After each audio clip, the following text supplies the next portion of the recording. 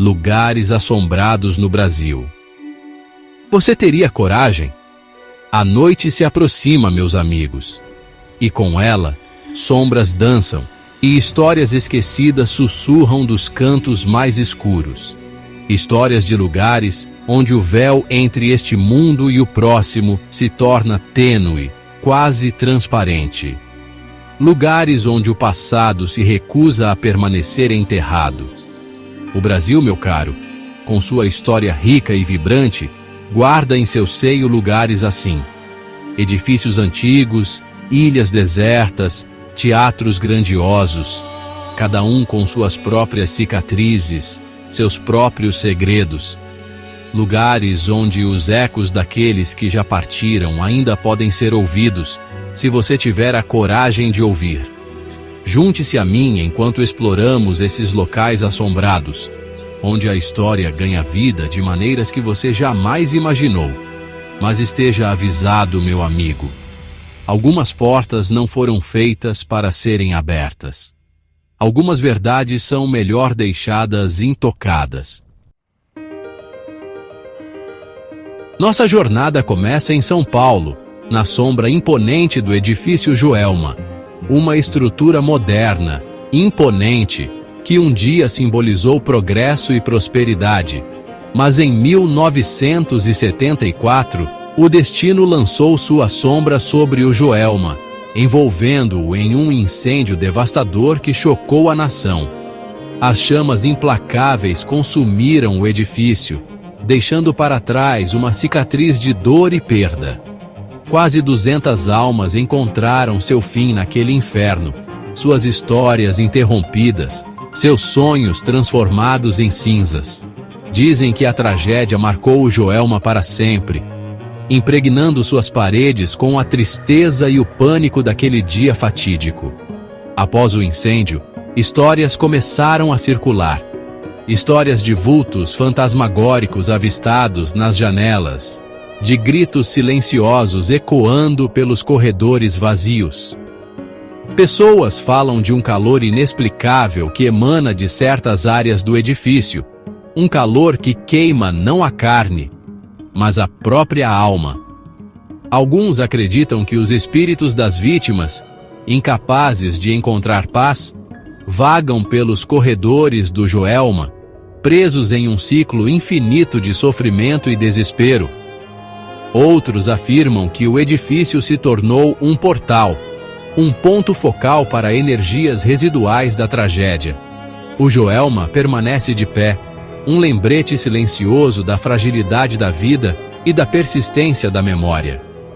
Um farol para aqueles que buscam respostas no reino nebuloso entre a vida e a morte. Você teria coragem de entrar em seus corredores silenciosos, de sentir o peso de inúmeras histórias não contadas? A história do Joelma é um lembrete sombrio de que, mesmo em meio à selva de concreto da cidade, o passado nunca é realmente deixado para trás. Ele se esconde nas sombras, sussurrando em nossos ouvidos, lembrando-nos de que algumas feridas nunca cicatrizam completamente. Mas o Joelma é apenas o começo de nossa jornada, meu amigo. Aperte o cinto, pois o caminho a seguir é longo, e as histórias que vamos desvendar são ainda mais perturbadoras. Deixamos para trás a selva de concreto de São Paulo e navegamos em direção ao litoral, até a Ilha das Cobras, no Rio de Janeiro, um lugar de beleza selvagem, onde a natureza reina suprema. Mas não se deixe enganar pela aparente serenidade, meu amigo. Esta ilha guarda segredos obscuros, histórias sussurradas pelo vento e pelas ondas.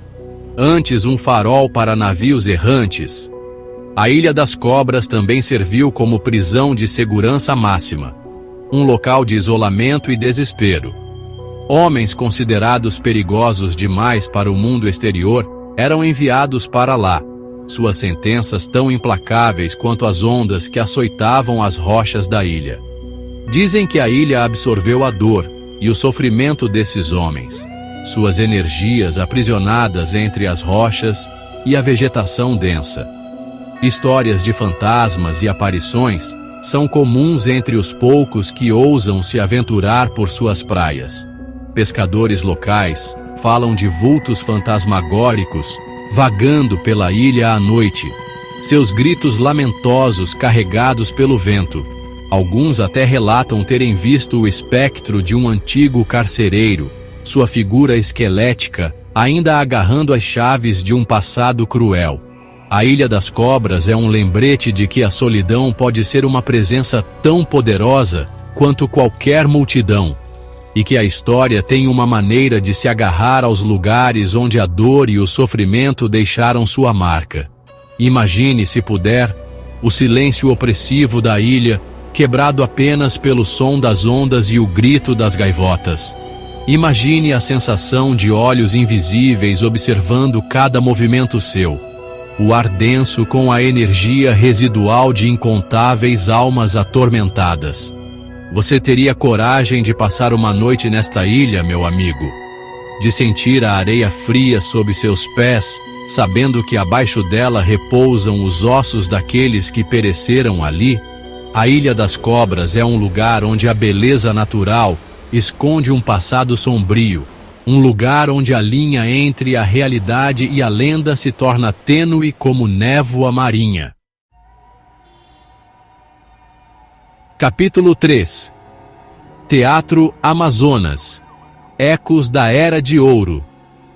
Deixamos o litoral para trás e seguimos para o coração da Amazônia, para a cidade de Manaus, onde um monumento à arte e à cultura se ergue em meio à vastidão verde, o Teatro Amazonas.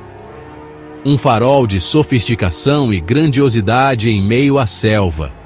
Um símbolo da Era de Ouro da borracha. Suas paredes ecoam com as apresentações de outrora, com as vozes de cantores de ópera famosos e a música de orquestras renomadas.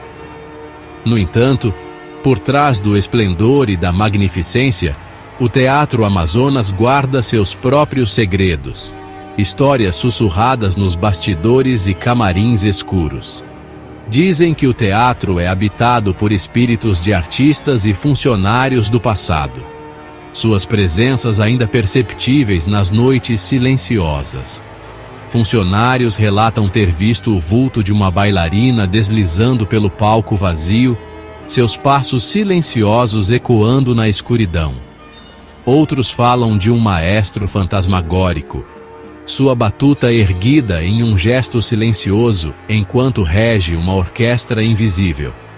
O som de sua música fantasmagórica dizem ser ao mesmo tempo belo e perturbador, uma melodia que arrepia a alma. O Teatro Amazonas é um lembrete de que a arte transcende a vida, de que as paixões que nos movem podem ecoar através do tempo e do espaço. Mas também é um lembrete de que nem todas as cortinas se fecham completamente, e que alguns atores nunca realmente deixam o palco. Imagine-se sentado naquele teatro magnífico, as luzes fracas, o ar denso com a expectativa. Você consegue ouvir a música fantasmagórica?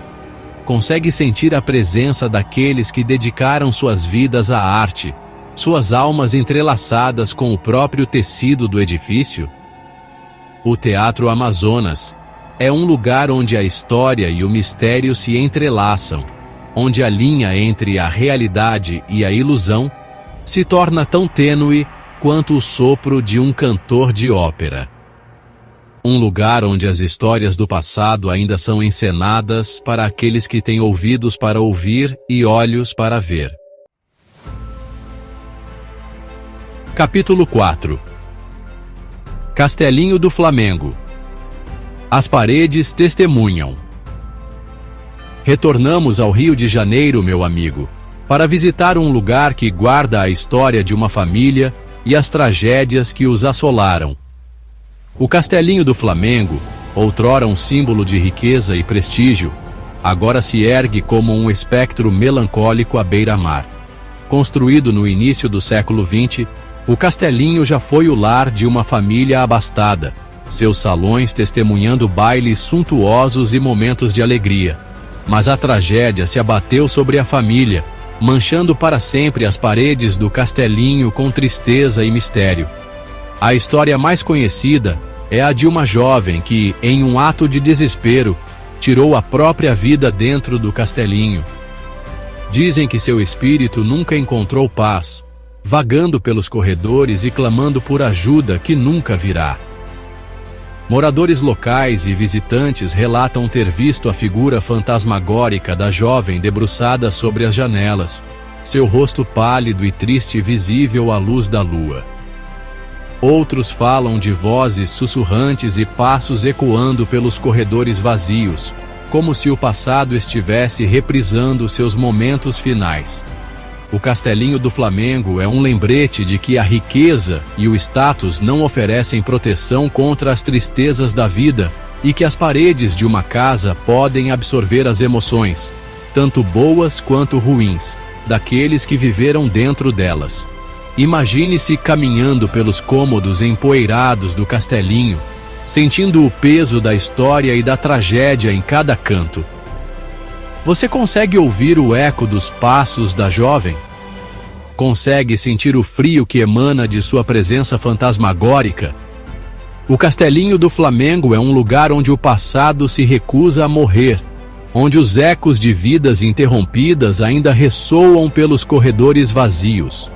Um lugar que nos lembra de que a morte não é o fim, mas apenas um novo começo em um reino muito diferente do nosso. Capítulo 5. Fazenda Ipanema. Espíritos da Terra.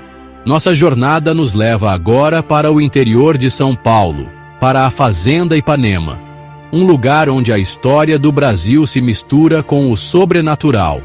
Fundada no século XVI, a Fazenda Ipanema já foi um importante centro de produção de ferro e açúcar, suas terras testemunhando o suor e o trabalho de gerações.